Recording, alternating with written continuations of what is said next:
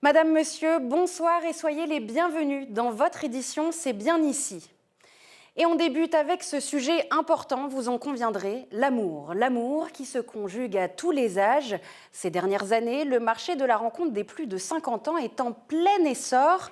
Alors, comment rencontrer à un âge où l'amour est réputé plus difficile à trouver? Élément de réflexion avec Pascal Thine. En France, 9 millions des plus de 50 ans sont célibataires. Et la rencontre amoureuse est réputée plus compliquée à dénicher. Alors, trouver l'amour après 50 ans, est-ce que c'est vraiment plus difficile?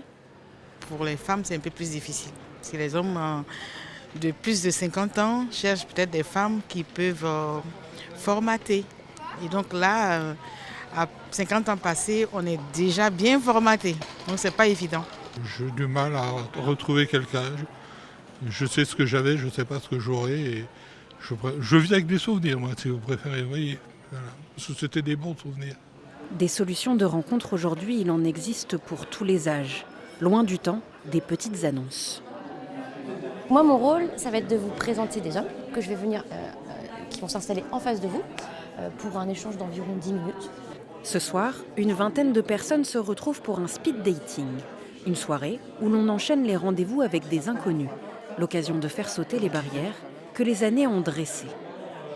Au-delà de 50 ans, je pense qu'on a un peu nos habitudes, notre train de vie, notre routine, nos amis. Et oui, se dire qu'il faut un peu faire de la place à cette personne-là. Des rendez-vous plébiscités par les plus de 50 ans. L'objectif, faire des rencontres rapides. Ça permet, je pense, de développer plus des vraies conversations, des vraies discussions, des vrais échanges et de se revoir après la soirée dans un autre lieu entre eux.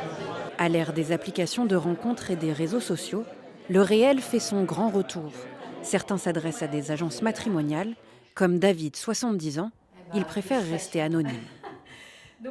Arrivé à un certain âge, on n'a pas envie de finir sa vie seul, on a envie de partager plein de choses, on a envie de connaître autre chose, et je pense que l'homme ou la femme ne sont pas faits pour vivre seuls. En difficulté pour rencontrer, déçu des applications, il décide de se laisser aller aux mains expertes de Valérie. Je tiens compte de votre âge, de votre style de vie, de ce que vous aimez faire. Et suite à ça, je vous présenterai quelqu'un. J'ai des personnes qui ont 35 ans, 40, 50, 55, 60, 70, 80, 85 ans, mais qui sont toujours dans cet élan et cette envie de rencontrer quelqu'un, mais de façon authentique. Et surtout ne plus s'exposer sur sur ce grand catalogue. Pourtant, l'amour reste tabou. Ceux qui le cherchent s'en cachent. L'adage dit pourtant que l'amour n'a pas d'âge. En tout cas, il n'y a pas d'âge pour aimer. Ça, c'est certain.